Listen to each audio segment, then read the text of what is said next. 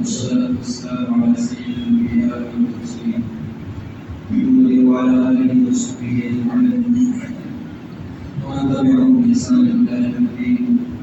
أما بعد فأعوذ بالله من الشيطان الرجيم. بسم الله الرحمن الرحيم. قل إنما حرم ربي الفواحش ما ظهر منها وما بطن. صدق الله العظيم. قال النبي صلى الله عليه وسلم: الإيمان بضع وسبعون شعبة فأكثرها قول لا إله إلا الله وأدناها إيمان بأن العبد صدقة والحياء شعبة من الإيمان أو كما قال صلى الله عليه وسلم. دوستو اور عزیز ساتھیو، اللہ تعالیٰ شان کا بے گناہ مذکور اور اس کا احسان ہے، اس نے ہم تمام کو خوش دین کی بات کی پر سننے کے قبول فرمائے. دوستو، قرآن کریم کی جو آیتیں تلاوت کی ہیں، اللہ تعالیٰ نے اس آیت کریمہ میں فواحش، منکرات اور خطایا یا بزشیں، ان تمام چیزوں سے امت کو آگاہ فرمایا کہ دو راستے ہیں، ایک راستہ فرمانبرداری کا ہے اور دوسرا راستہ نافرمانی کا ہے. ایک راستہ اطاعت اور اطاعت گزارنے کا ہے اور دوسرا راستہ اللہ تعالیٰ سے اس کو ناراض کرنے کا ہے. ایک راستہ وہ ہے جس سے اللہ تعالیٰ راضی ہوتے ہیں اور جس کا اللہ تعالیٰ کا حکم ہے بجا لانے کا، اور جس سے کرنے کا اللہ تعالیٰ سے اس کا حکم ہے. اور دوسرا راستہ وہ ہے جو اللہ تعالیٰ کے ناراض کرنے کا ہے، اور وہ راستہ اللہ تعالیٰ کو ناراض کر کے اللہ تعالیٰ سے اس کی غضب کا سبب بنتا ہے. اور دوسرے کو راستہ جو ہے وہ ایسے کام ہے جو نہ کرنے کا حکم ہے کہ ایمان والا کی جگہوں پر نہ ملے، اس کی وہ پہچان نہ بنے، اس کی وہ علامتیں نہ بنے، اس کی وہ نشانیاں اس کے اندر نہ ہوں. اور دوستوں، یہ راستہ اللہ تعالیٰ کی ناراضی کا سبب ہے، اور وہ راستہ کو رسول صلی اللہ علیہ وسلم کے ناراض کرنے کی وجہ سے جو ہوگا ہمیشہ ہمیشہ کے لیے اپنی آخرت میں نقصان کا سبب بنے گا. تو اللہ تعالیٰ نے قرآن کریم کی اسی آیت کے اندر ربی الفواحش ما ظہر منها وما بطن، کہ اے پیغمبر آپ کہہ دیجیے کہ باری تعالیٰ سے اس نے فواحش اور منکرات کو حرام قرار دیا ہے. فواحش کو، منکرات کو، لفظوں کو حرام قرار دیا ہے. اللہ تعالیٰ کی ناراضی والے کاموں کو حرام قرار دیا ہے. اب وہ چاہے چھوٹا بھی ہو، ما ظہر منها وما بطن، کہ وہ ظاہری طور پر ہو یا باطنی طور پر ہو، جس طور پر بھی ہو، مطلب اللہ تعالیٰ کی نافرمانی ہو رہی ہے وہ بھی حرام ہے، اور اللہ تعالیٰ کی نافرمانی چھو کر کے ہو رہی ہو وہ بھی حرام ہے. بہت ساری نافرمانی، الگ الگ طریقے کی نافرمانیاں ہیں جو اللہ تعالیٰ سے گناہ ہیں. ان گناہوں کے کاموں کو اللہ تعالیٰ نے حرام قرار دیا ہے، چاہے وہ چھو کر کے ہو، چاہے وہ اسی طرح سے علانیہ طور پر ہو. آپ نے دیکھا ہوگا بے شمار تعالیٰ کی نافرمانیاں وہ ہیں جو کھلا ہوگی. جب گناہوں کی زہر، اس کی برائی جب دلوں سے نکل گئی، جب دلوں سے اس کی برائی نکل چکی ہے تو کیا وہ مطلب کھلا ہے وہ ہونے لگتی ہے، اسے کرنے کو اسے آج محسوس نہیں ہوگا. اور اسے ہی فرمایا گیا کہ یہ کام حرام ہے. ایک ایمان والا جو کم سے کم اسے حرام سمجھے، اسے غلط سمجھے، اس کا خطا ہونا، اس کا برا ہونا، اس کا لفظش ہونا اس کے دل سے نکل چکا ہے. اللہ تعالیٰ کی نافرمانی ہے اس بات کا ہونا دلوں سے نکل چکا ہے. تو کیا ہم اعلان کرے یا نہیں کرے گا؟ ضرور کرے گا، اس لیے کہ اس کی برائی اس کے دل سے نکل چکی ہے.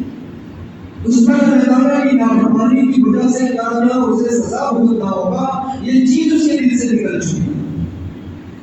باری تعالیٰ سے اس سے نافرمانی ہے، رسول اللہ صلی اللہ علیہ وسلم کی ناراضگی ہے، یہ ناراضگی والے کام نہیں، یہ بات اس سے کیسے نکل چکی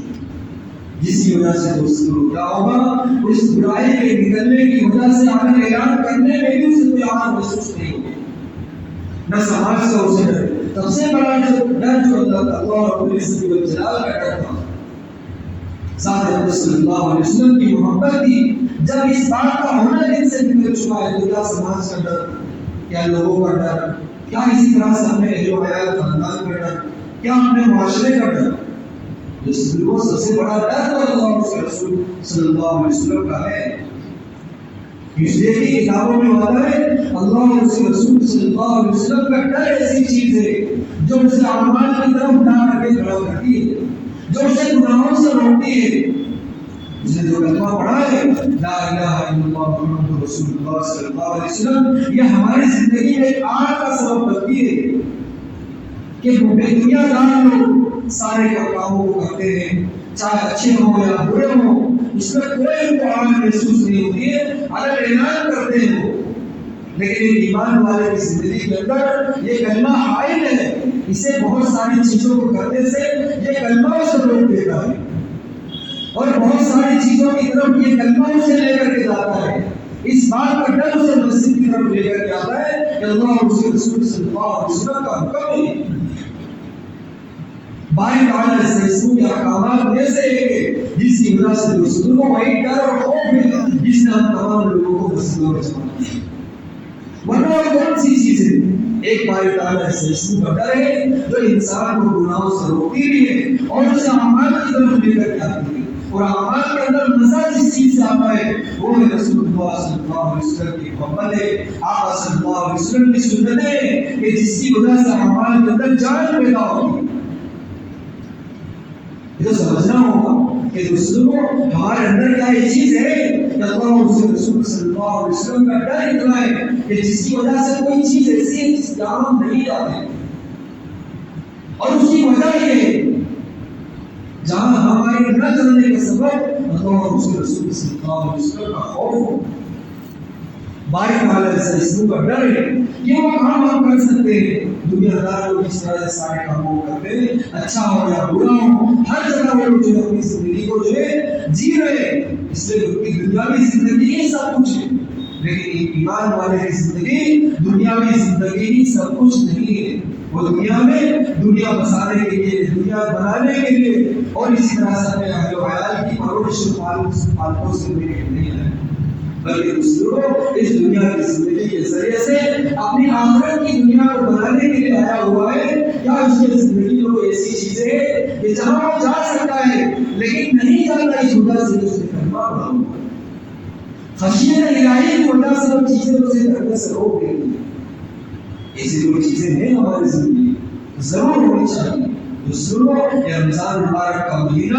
جو گیا ہے وہ اس لیے نہیں گیا کہ رمضان مبارک کا مہینہ جا چکا ساری پابندی ختم ہو گئی، ایسا نہیں ہے، بلکہ دوسروں ایک پابندی میں آنے کی وجہ یہ ہے کہ ہم مسلسل اس بات کی پابندی کے اندر آ جائیں کہ اللہ اور اس کے رسول صلی اللہ علیہ وسلم کی فرمانبرداری اور اطاعت تمام چیزوں سے بڑھ کر ہے۔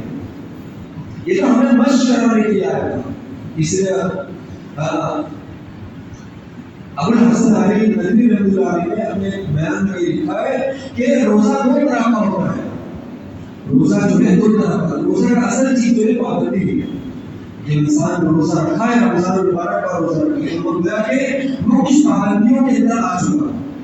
نہ وہ کھا سکتا ہے، نہ وہ پی سکتا ہے، نہ اسی طرح سے نفسانی خواہشات کو پورا کر سکتا ہے، اور اس طرح سے روزے کی پابندی یہ ہے کہ اپنے جو ہے دلوں کو، اپنے جو اسی طرح سے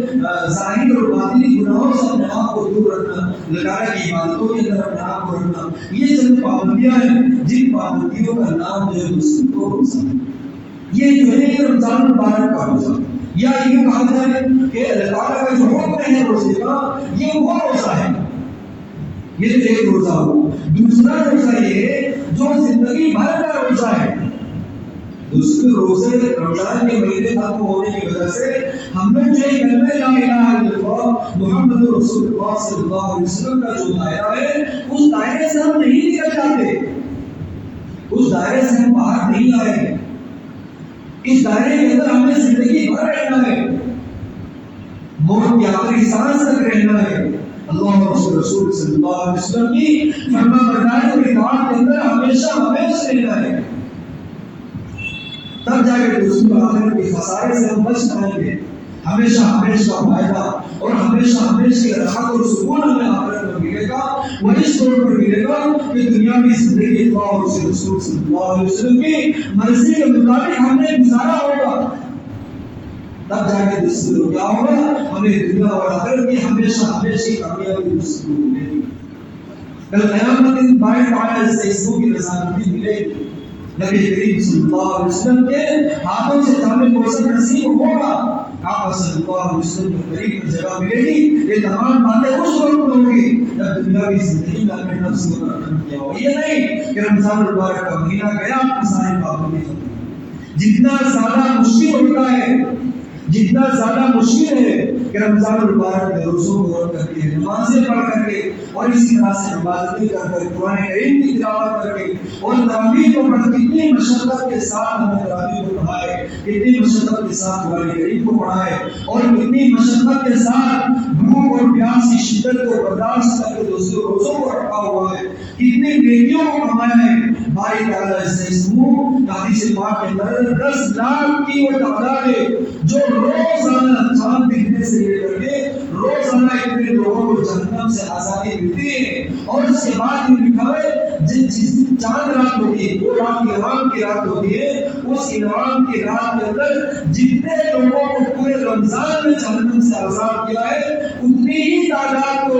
اس انعام والی رات کے اندر، جس سے ہم لوگ چاند رات کہتے ہیں، اس انعام والی رات کے اندر باری تعالیٰ سارے رمضان میں جتنے لوگوں کو آزاد کیا ہے، اتنے ہی لوگوں کو اس رات کے اندر آزاد فرماتے ہیں۔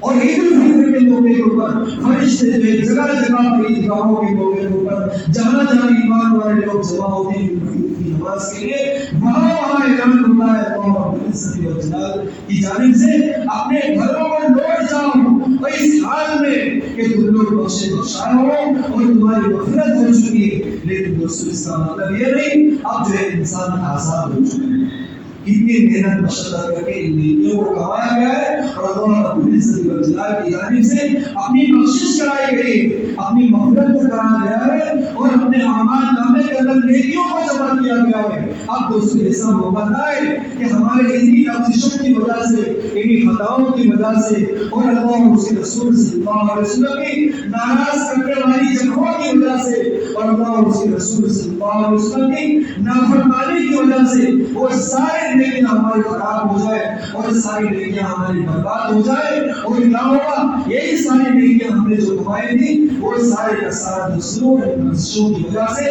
باری تعالیٰ سے اس کی نافرمانی کی وجہ سے سارا کا سارا گناہوں کے اندر تبدیل ہو گئی۔ یہ دوستوں عید الفطر کے بعد کے وہ واقع یہ اس لیے نہیں آتے ہیں کہ ایمان والا اپنی تمام نیکیوں کو گنوا دے، اس لیے بتایا گیا ہے کہ جتنا زیادہ مشکل ہے ان نیکیوں کو کمانا، اس سے زیادہ مشکل ہے ان نیکیوں کی حفاظت کرنا اور ان نیکیوں کو اپنے ساتھ قبر تک لے کر کے جانا۔ کتنا زیادہ مشکل ہے دوسری انسان اپنی زندگی کے اندر اپنے نفس کے اوپر رحم کرے اور اس بات کا دوسروں کو فکر کرے۔ کوئی کسی کو گریبان پکڑ کر کے نہیں سمجھائے گا، اسے تو خوب سمجھنا ہوگا اور اپنے نفس سے اقرار لینا ہوگا کہ تمہیں جو ہے رمضان المبارک کے اندر اور الگ الگ مواقع پر جن نیکیوں کو کمایا ہے، ہماری جو ہے بدعمالیوں کی وجہ سے، بد کرداروں کی وجہ سے، اور اسی طرح سے اللہ اور اس کے رسول صلی اللہ علیہ وسلم کی نافرمانی کی وجہ سے وہ سارے نیکیاں ہماری خراب نہ ہو جائے، اس بات کی فکر ایمان والوں کو خود کرنا ہوگا۔ اس لیے قرآن کریم میں فرمایا وَإِنَّمَا حَرَّمَ رَبِّي الْفَوَاحِشَ مَا ظَهَرَ مِنْهَا وَمَا بَطَنَ۔ اللہ تعالیٰ نے فواحش اور منکرات کو حرام قرار دیا ہے، چاہے وہ ظاہری ہو چاہے وہ باطنی ہو، جس طور پر بھی ہو، لیکن دوستوں اللہ تعالیٰ نے فواحش اور منکرات کو حرام قرار دیا ہے۔ ایمان والا اس بات کو سمجھے، یہ شرم و حیا بہت بڑی چیز ہے کہ انسان آج محسوس کرے، اور اس سے اللہ اور اس کے رسول صلی اللہ علیہ وسلم سے حدیث پاک کے اندر آتا ہے اذا لم تستحی، اگر آپ کے اندر شرم نہیں ہے فاصنع ما شئت، جو چاہو کرو۔ شرم و حیا آپ کے اندر نہیں ہے، آپ میں اس بات کی عار نہیں ہے کہ اللہ اور اس کے رسول صلی اللہ علیہ وسلم کی غلامی کا ڈر بنائے ہوئے، اس بات کی جو ہے یہ شرم حائل نہیں ہو رہی آپ کی زندگی میں، کوئی ایسی چیز نہیں ہے کہ جس کی وجہ سے آپ اس طرف نہیں جا رہے ہو، وجہ اس کی ہے کہ اللہ تعالیٰ کا ڈر اس سے نہیں ہے،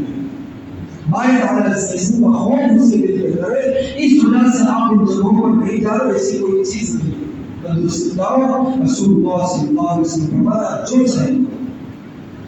یہاں پر شرم نہیں ہے، شرم و حیا آپ کے اندر نہیں ہے، آپ کو کسی چیز سے حیا نہیں ہوتی، اور سب سے بڑی چیز اللہ اور اس کے رسول صلی اللہ علیہ وسلم سے آپ کو حیا نہیں۔ پھر کیا مطلب آپ کے روزوں کا، پھر کیا مطلب آپ کی نمازوں کا، اس لیے کہ مسجد میں جو ہے اللہ تعالیٰ کا خوف آپ کو لے کر کے آ رہے ہیں، رسول اللہ صلی اللہ علیہ وسلم کی محبتیں جو ہے آپ کو مسجدوں میں لے کر آ رہی ہے، وہ سماج جو ہے، سماج کا آج جو ہے، ان کی شرم جو ہے، وہ حیا ہے جو لوگوں کے کانوں سے بچنے کی ہمیں مسجد میں لے کر آ رہی ہے۔ ہر انسان کی نیت وہ خود جانتا ہے، لیکن دوسروں کو ان جگہوں پر نہ جانا، تعالیٰ کی نافرمانی والے جگہوں پر نہ جانا، کیا آپ کے اندر اس بات کی حیا آج جو ہے یہ شرم و حیا آپ کے اندر نہیں ہے؟ اللہ تعالیٰ کا خوف ایسی چیز ہے جو اسے ان جگہوں پر جانے سے روکتا ہے۔ چوری کر سکتا ہے، لیکن دوسروں وہ جو کلمہ پڑھا ہے، جو خشیت الہی اس کے دل کے اندر ہے، وہ اسے طرف کو آگے بڑھنے سے روکتا ہے، اس کے حالات کو آگے بڑھنے سے روکتا ہے۔ یہی چیز ہے خوف الہی، تقویٰ ہے، ورع ہے،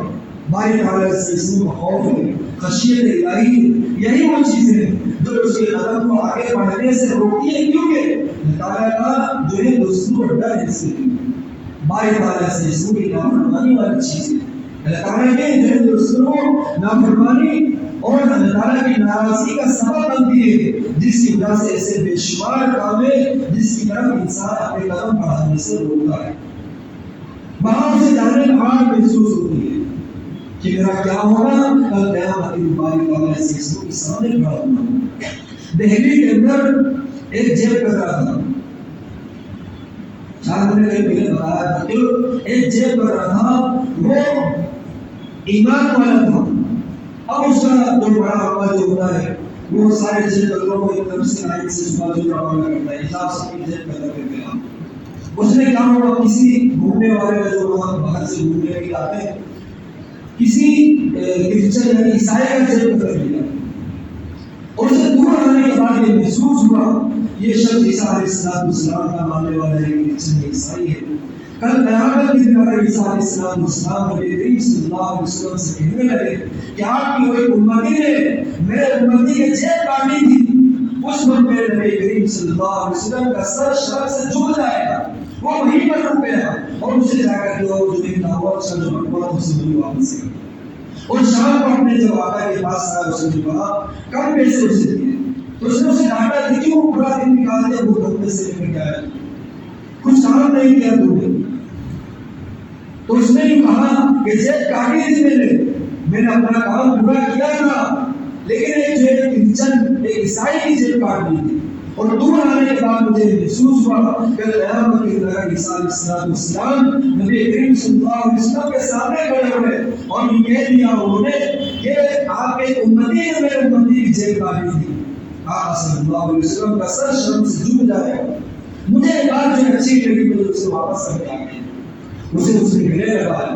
اس کا جو بڑا تھا اس نے گلے لگایا، اسے ایمان سے نوازا کہ کم سے کم تم نے اتنا کا کام کیا کہ نبی کریم صلی اللہ علیہ وسلم کا سر جھکنے سے تم نے بچا لیا۔ یہاں جو رسول کو محسوس ہوئی ہے، اسی بات کا نام ہے ایمان، کہ اللہ تعالیٰ کا خوف اس کے دلوں کے اندر آ جائے، رسول اللہ صلی اللہ علیہ وسلم کی محبتیں اس کے دل میں آ جائے، کوئی ایسے کام ہو، ایسی نافرمانیاں ہیں، بے شمار نافرمانی ہے، ان نافرمانیوں سے اس کے قدم رک جائے، وہ وہاں جانے سے بچ جائے، تاکہ دوسرے جو ہے جن نیکیوں کو کمایا ہے ان نیکیوں کی حفاظت ہو سکے، ان لوگوں کی نیکیوں کی حفاظت کے ساتھ اپنی نیکیوں کو اپنے ساتھ قبر میں لے کر کے جا سکے، اس بات کی فکر دوستوں اللہ اور اس کے رسول صلی اللہ علیہ وسلم کرے، تمام ایمان والوں کے لیے کہ تمام ایمان والے جہاں دوسروں اللہ تعالیٰ کا خوف نہیں ہوئے نیکیوں کی طرف لے کر جاتا ہے، جو فرمانبرداری کی طرف لے کر جاتا ہے، ان کے قدم و جگہوں سے روک بھی جائیں جہاں اللہ تعالیٰ کی نافرمانی والی جگہ، بھائی تعالیٰ سے اس کو بھی ناراض کرنے والی جگہ، تاکہ کل قیامت کے دن اللہ رب العزت والجلال کے غضب سے بچ جائے۔ اللہ تعالیٰ کا غضب جو ہے جب ایمان والا نافرمانی کرتا ہے اور فحش و منکرات کا مرتکب ہوتا ہے، اللہ تعالیٰ کا غضب نازل ہوتا ہے، اور باری تعالیٰ سے اس کا غضب نازل ہوتا ہے، پھر اس میں اچھے برے کی تمیز بھی نہیں ہوتی، ہر کوئی اس میں دوسروں کی سزا ہے۔ وہ قیامت کے دن پھر کیا ہوگا؟ ان نیک لوگوں کو جو ہے بدکاروں سے الگ کر دیا جائے گا، لیکن دوسری دنیاوی زندگی کے اندر ہر کوئی اس میں جو ہے دوسروں کو جو ہے ان جو ہے غضب کا سبب بنے گا۔ غضب کے طور پر جو بھی نازل ہوگا اللہ تعالیٰ کی جانب سے، جیسا بھی غضب اترے گا اس غضب کے اندر اس کا شکار ہر کوئی ہوگا۔ اس لیے دوسروں کو جو ہے روزہ یہ نہیں ہے کہ ہم رمضان مبارک کے اندر روزوں کو رکھ کے قرآن کریم کی تلاوت کر کے نیکیوں کو کمائے اور جہاں کی نماز پڑھے لوگ آسان ہو جائے۔ یہ ہر ایک ہمیشہ کا روزہ ہے، ایک زندگی بھر کا روزہ ہے۔ اس زندگی بھر کا روزہ وہ دائرہ اسلام ہے، اس دائرے سے ہم نہ ملیں، وہ ہمیشہ کی پابندی والا روزہ ہے، وہ ہمیشہ کی پابندی ہے جو موت کی آخری سانس تک کا معاملہ ہے۔ ہم تمام لوگوں کا معاملہ ہے کہ دوسروں ایمان جو ہے ہمیشہ اس کی پوری زندگی میں اس کے ساتھ رہنا چاہیے، اور ایمان دوسروں وہی چیز ہے کہ اللہ تعالیٰ کا خوف اس کے دل میں، رسول اللہ صلی اللہ علیہ وسلم کی محبت اس کے دل میں ہو، اور دوسروں جتنا زیادہ اللہ تعالیٰ کے خوف کو بولا جائے گا، اللہ تعالیٰ کی بڑائی کو، اس کی کبریائی کو اور اس کی قدرت کو، اس کی علامتوں سے دوسروں پہچانے جائیں گے تو کیا ہوگا؟ آخرت کا شوق اتنا زیادہ بڑھے گا، رسول اللہ صلی اللہ علیہ وسلم کی محبت کو جتنا زیادہ بولا جائے گا، جتنا زیادہ سنا جائے گا، یہ چیزیں دلوں کے اندر اترے گی، اور دوسروں دلوں کے اندر جو اترے گی اس سے خشیت الہی دلوں کے اندر پیوست ہوگی، تقویٰ اور ورع پیدا ہوگا، اور اس سے ترجیحات بدلیں گی، آخرت کا شوق پیدا ہوگا، جنت کا شوق پیدا ہوگا، اور جہنم سے نفرت پیدا ہوگی کہ ایمان والوں کی جگہ کون سی جگہ ہے، اس کی کن جگہوں پر اسے جانے کے لیے دنیا میں بھیجا گیا ہے، اور کن جگہوں سے بچنے کے لیے اسے دنیا میں بھیجا گیا ہے، اس بات کی فکر دوسروں دلوں کے اندر پیدا ہوگی۔ ایسا نہیں عید الفطر کی نماز ہو گئی اب سارے ایمان والے آزاد ہو گئے، بلکہ دوسروں روزوں سے آزاد ہوئے۔ پچھلے ایک مہینے کا روزہ ہو گیا تھا، ہم نے روزہ رکھ لیا، اور عید آئی اس وجہ سے نہیں، صرف عید ان لوگوں کے لیے تھی جن لوگوں نے پورے رمضان مبارک کا روزہ رکھا، رمضان کا روزہ رکھا تھا اس کے لیے عید ہے، اور جنہوں نے روزہ نہیں رکھا کیا عید ہے اس کے لیے، کیا سارے دن ہے، کیا رمضان ہے، کیا شوال ہے، سارے دن اس کے لیے برابر ہے، عید کی خوشی اس کے لیے کوئی معنی نہیں رکھتی،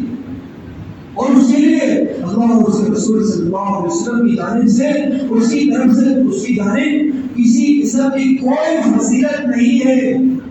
اس لیے کہ وہ فضائل کے اندر اس شخص نے اپنے آپ کو شامل خود نہیں کیا ہے جو کہ رمضان المبارک میں تھی، اس وجہ سے رمضان المبارک کی فضیلت سے وہ خود نکل چکا ہے۔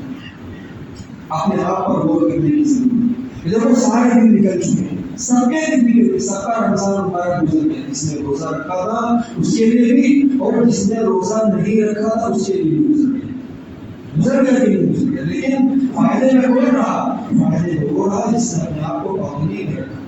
جس نے اپنے آپ کو اللہ اور اس کے رسول صلی اللہ علیہ وسلم کی اطاعت اور فرمانبرداری میں رکھا، اور ان دنوں کو اپنے نفسوں پر رحم کر کے گزارا، یہ دن دوبارہ نہیں آتے۔ اور باہر اٹھے ایک روزہ اگر کسی نے چھوڑ دیا جان بوجھ کر، 30 روزہ ملا رمضان مبارک کا، پورے 30 روزے ملے یا 29 ملے، ایک روزہ اگر اس نے صرف ایک روزہ چھوڑا جان بوجھ کر کے، اس کا کفارہ یہ ہے کہ 2 مہینے تک یعنی 60 روزے اسے مسلسل رکھنے ہوں گے، اس ایک روزے کے بدلے میں، ایک روزے کے بدلے میں اسے 60 روزے مسلسل رکھنے ہوں گے، اور اس کے بعد بھی لکھا ہے کہ اگر وہ 60 روزہ رکھتے رکھتے 55 نمبر کا روزہ اس نے چھوڑ دیا، پھر اسے دوبارہ شروع کرنا ہوگا. ایسے نہیں کہ اسے 5 روزے ہوئے 6 روزے رہ گئے، ایسا نہیں، بلکہ اسے دوبارہ پھر سے ایک کر کے شروع کرنا ہوگا، 1 سے لے کے 60 تک پھر رکھنا ہوگا. پھر اگر اس نے 40ویں نمبر پر جا کر کے 40واں روزہ چھوڑا، 41واں روزہ چھوڑا، پھر سب سے 1 سے شروع کرنا. اور اگر اسی بات کو لکھا ہے کہ کسی شخص نے اگر 1 سے لے کر 60 روزہ بغیر کسی ناگے، یعنی بیچ میں کوئی روزہ اس نے نہیں چھوڑا، پورے کے پورے 60 روزے اس نے رکھ لیے 1 روزے کے بدلے میں، پھر بھی فقہاء نے لکھا ہے کہ رمضان کے روزے کی برکت تو پھر بھی اس کو نہیں ملے. کیا برکت ہے رمضان کی؟ اس نے دوسرے دنوں پر نہیں رکھا ہے، چھوڑا ہے. وہ اس بات کا پکا عہد کرے کہ آنے والا رمضان کا روزہ ضرور بھی ضرور مکمل طور پر رکھیں گے، جتنی گرمی ہو، جتنا بھی معاملہ ہو، لیکن ساری چیزوں کو آگے پیچھے کریں گے، لیکن رمضان کا روزہ نہیں چھوڑیں گے. کتنے لوگ نے ہمارے درمیان میں جن لوگوں نے رمضان کا چاند دیکھا تھا لیکن عید کا چاند نصیب نہیں ہوا،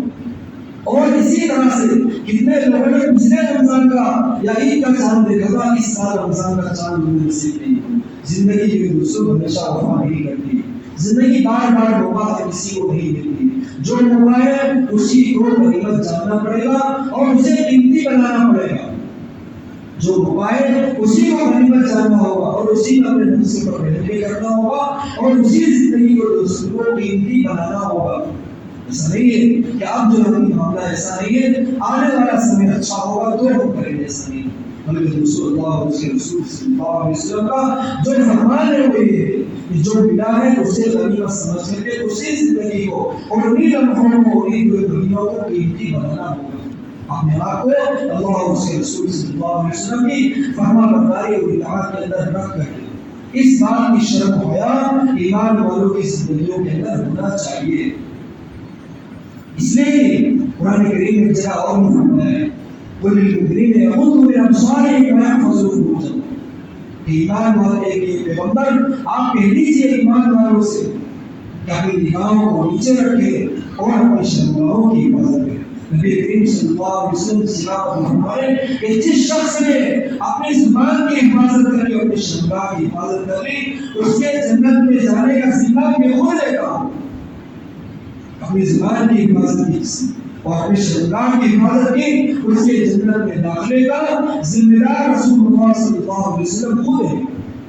آپ سمجھے یہ زبان جو ہے چھوٹی سی ہے لیکن کتنی بڑی لفظوں کو کرتی ہے بغیر سمجھے سوچے اور بغیر کسی سوچے سمجھے کچھ بھی زبان سے نکلنا کسی مسئلے کے لیے، کسی تعلق سے کے لیے اور کسی غیبت کے لیے اور کسی کچھ کے لیے یہ کیا ہوتا ہے، یہ جو ہے تھوڑے وقت کے لیے اچھا لگتا ہے لیکن کتنا زیادہ جو ہے اپنے آپ کو اس نے آخرت کے لیے جو ہے نقصان کا سبب اور سبب پیدا کر لیا، اپنے آپ کے خسارے کو اس نے جمع کر لیا. لیکن دوسری کیا ہے، یہ جب تک اس بات کی عار محسوس نہیں ہوگی، اذا فاتك الحیا، جب آپ کے اندر سے حیا گم ہو چکی ہے، جب کہ آپ کے اندر سے حیا نہیں، حیا نام کی کوئی چیز نہیں ہے، یہ فرمایا فیصلہ جو چاہے تم وہ کرو. آپ کو اس میں بھی کوئی آپ کا گریبان نہیں پکڑے گا، کوئی آپ کا گریبان نہیں پکڑے گا کہ آپ کو آپ کے ماں باپ ہیں جو آپ کو یہ بات کہہ سکتے ہیں، آپ کے جو بڑے ہیں جو آپ کو یہ بات کہہ سکتے ہیں. دنیا کا کوئی شخص جو ہے یہ اس میں ایسا نہیں کر سکتا. آپ کو خود اس بات کو سوچنا ہوگا کہ جس راستے پر میں چل رہا ہوں کیا یہ راستہ ہمیں اللہ اور اس کے رسول صلی اللہ علیہ وسلم کی فرمانبرداری اور اطاعت کی طرف لے کر کے جاتا ہے یا باری تعالی سے سوئی نافرمانی کی طرف لے کر کے جاتا ہے اور خواہش منکرات کی طرف لے کر کے جاتا ہے. اگر اس راستے پر مسلم چلے ہمیں اپنی زندگی پر اس نظر ثانی کرنے کی ضرورت ہے، زندگی پر رحم کی ضرورت ہے، اپنے آپ کو جگہوں سے روکنے کی ضرورت ہے. اور رکا کیوں نہیں اس وجہ سے رکاوے، یہ اللہ تعالیٰ کی نافرمانی کا سبب ہے. اللہ تعالیٰ کا حکم نہیں ہے اس جگہ پر جانے کا، اس سے پرہیز کا حکم ہے، ان جگہوں سے بچنے کا حکم ہے اور بچا اس لیے ہے اور رکا اس وجہ سے. یہ باری تعالیٰ سے اس منہ کی جانب سے اس کی جانب اس کو منع کیا گیا ہے. اگر جو اس کو بچا اس کی صرف سیکھیے تو قیامت میں اس کا درجہ وہ ہوگا جہاں اس نے سوچا بھی نہیں. اس لیے اس اللہ تعالیٰ کا سوائے اللہ کو کہنے سے عمل کرنے کی توفیق عطا فرمائے.